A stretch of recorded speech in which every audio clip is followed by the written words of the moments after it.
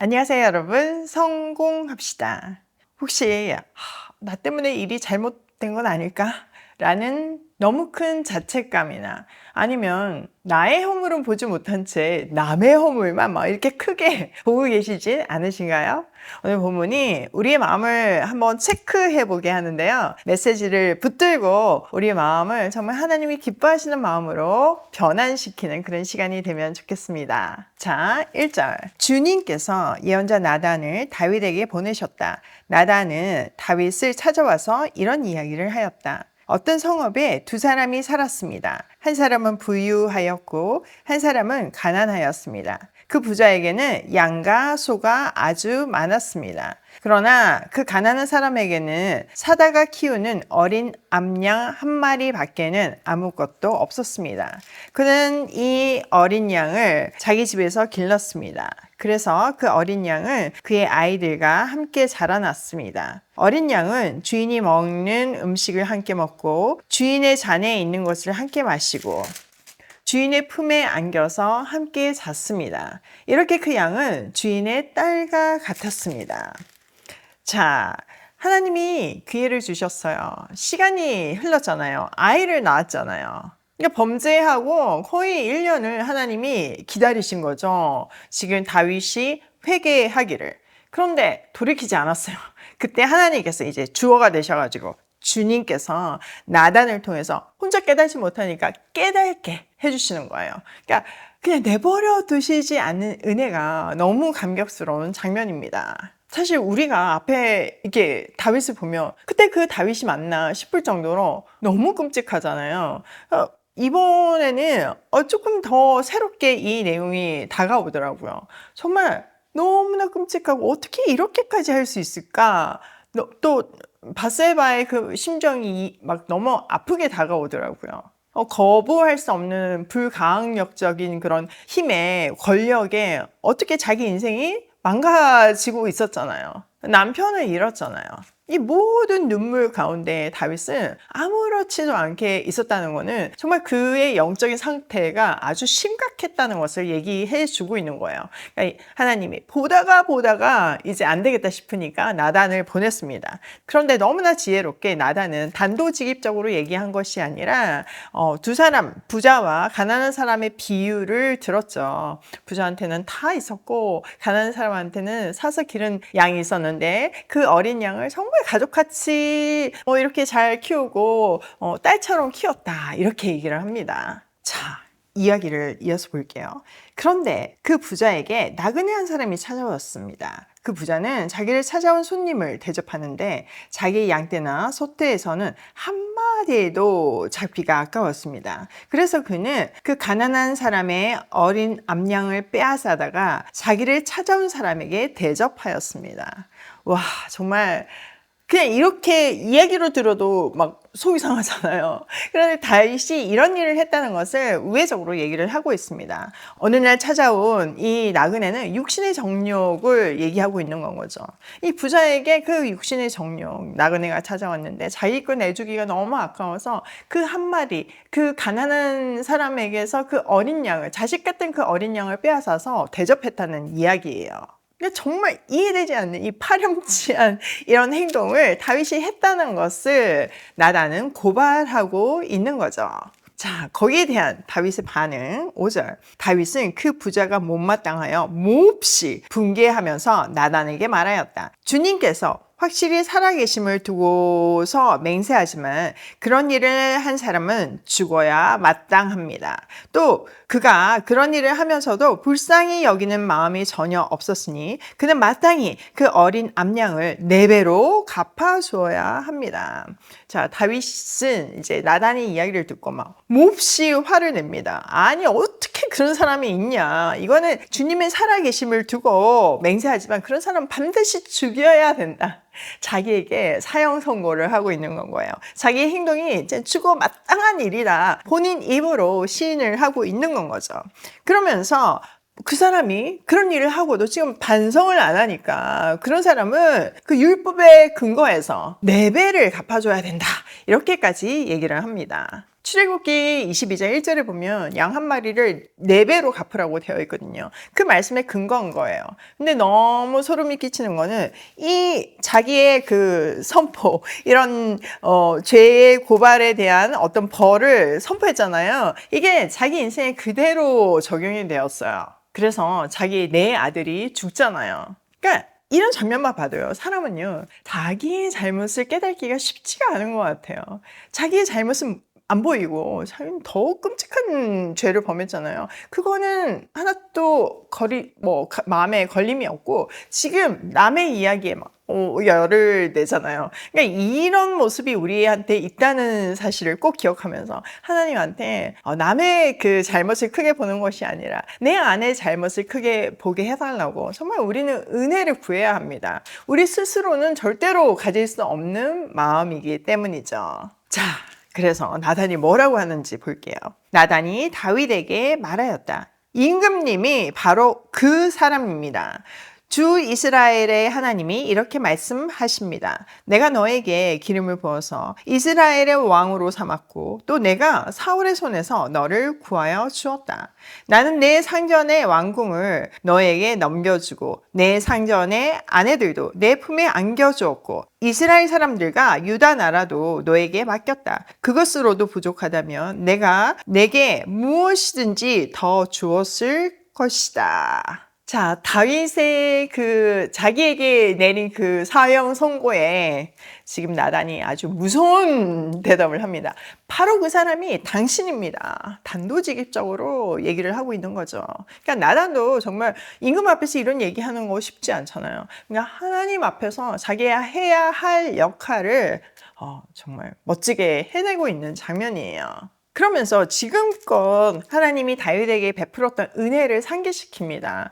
나라로 주고 정말 사람들도 주고 온 그 대적들도 다 막아줬는데 네가 뭐가 부족해서 이런 일을 하냐. 만약에 부족한 게 있었으면 내가 더 주었을 거다. 그거 간구했으면 내가 더 줬을 건데 너 정말 이런 게 있냐. 이렇게 말씀하시는 거죠. 자, 9절.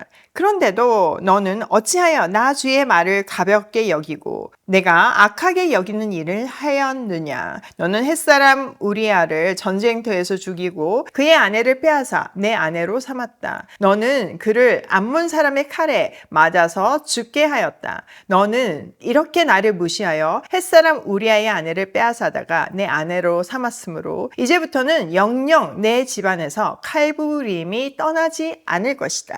자, 하나님이 나단 선지자를 통해서 다윗이 했던 그 범죄를 정확하게 밝힙니다. 그러면서 이런 끔찍한 일이 일어난 거는 네가 나 주의 말을 가볍게 여겨서 그렇다고 말씀하십니다. 그러니까 성경에서 말하는 죄는요, 뭔가 우리가 생각하는 도덕적인 어떤 잘못, 이걸 떠나서 하나님께 순종하지 않는, 거역하는 모든 것을 죄라고 얘기합니다. 그게 가장 근원적인 죄죠.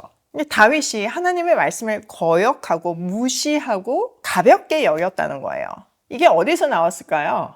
네, 영적인 교만, 영적인 나태함에서 하나님께 그 예리하게 이렇게 주파수가 맞춰 있던 그런 영이 점점점 평온하게 되면서 하나님과 멀어졌기 때문에 하나님을 무시하게 되는 이런 행동까지 하게 되었다는 것을 하나님이 분명하게 알려주고 계신 거죠.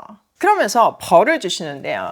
이제부터는 영영 내 집안에 칼부림이 떠나지 않을 것이다. 이렇게 얘기를 합니다. 자, 지금 앞에서 보면 다 평정을 하고 이제 평온해졌잖아요. 그런데 이 밧세바 사건을 기점으로 해서 다윗의 집안에 칼부림이 끊기지 않을 거라고 하나님 말씀하셨는데 진짜 그는 죽는 날까지 그 집안에서 피비린내 나는 그런 칼부림이 있었습니다. 심지어는 자기 아들에게 죽을 뻔하기까지 하잖아요. 그러니까 우리가 하나님을 거역하고 내가 인간적인 꼼수로 뭔가 이렇게 다 처리해도 결국 그거는 나한테 다 돌아와서 빚으로 꽂힌다는 것을 우리는 알 수 있습니다. 그렇기 때문에 우리가 죄를 범했을 때 해야 하는 유일한 방법은 하나님 앞에 엎드려서 회개하고 다시 시작하는 것밖에 없어요. 자, 이어서 끔찍한 일이 일어날 것을 더 말씀하시는데요. 11절. 주님께서 또 이렇게 말씀하십니다. 내가 너희 집안에 재앙을 일으키고 내가 보는 앞에서 내가 너희 아내들을 빼앗아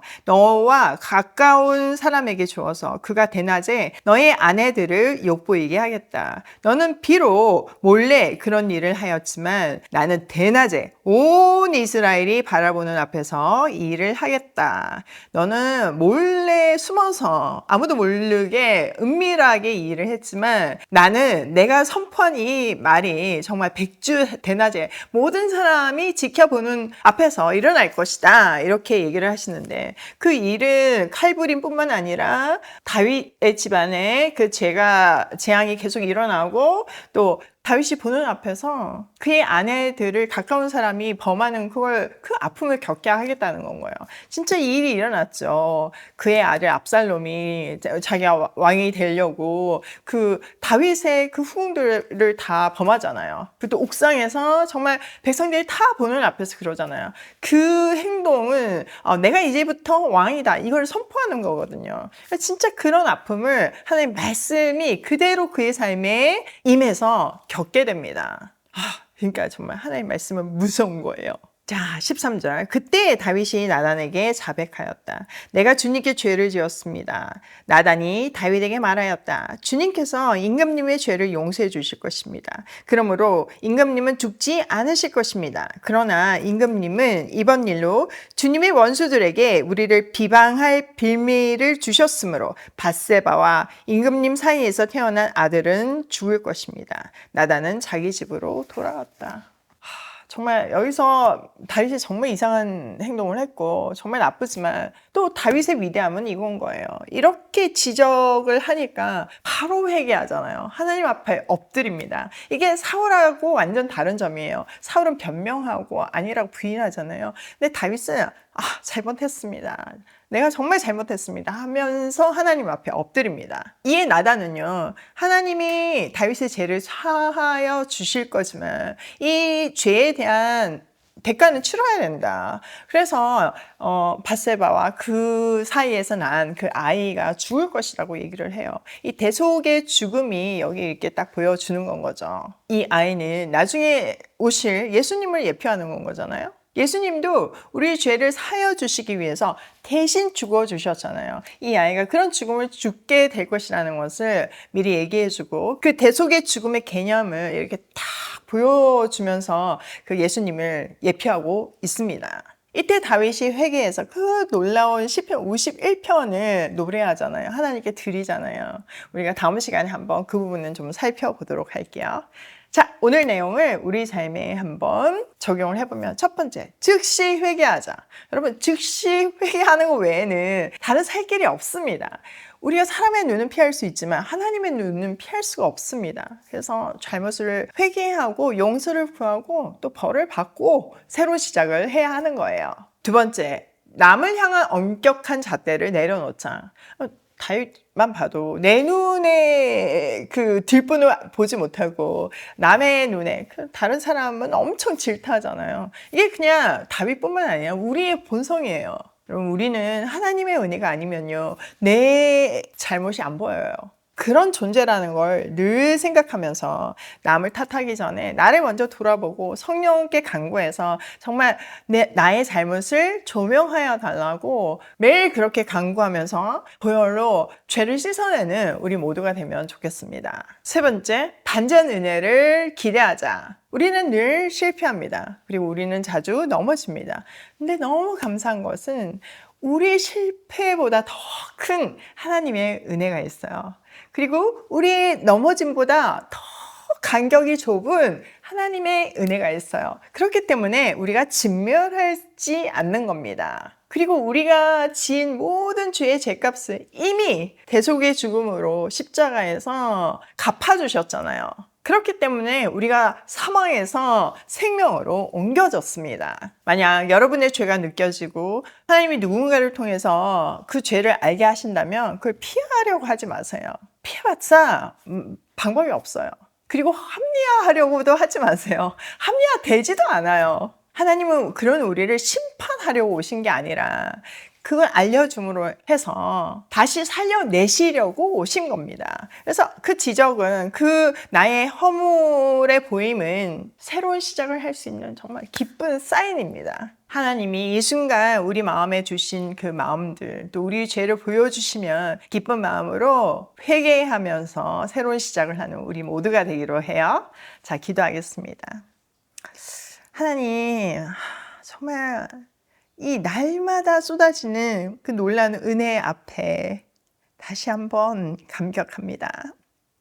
죽을 수밖에 없는 우리를 포기하지 않으시고 날마다 매 순간마다 다시 찾아오셔서 우리 죄를 사하여 주시고, 우리가 깨닫지 못할 때, 우리가 부인하고 회개하지 않을 때 어떤 방법으로라도 알게 하시고 우리를 돌이키게 해주셔서 다시 살려내 주셔서 감사합니다. 오늘도 주님이 주시는 그 말씀 붙들고 그 보여주시는 그 모든 죄를 회개하며 담대히 보좌 앞에 나아가고자 합니다.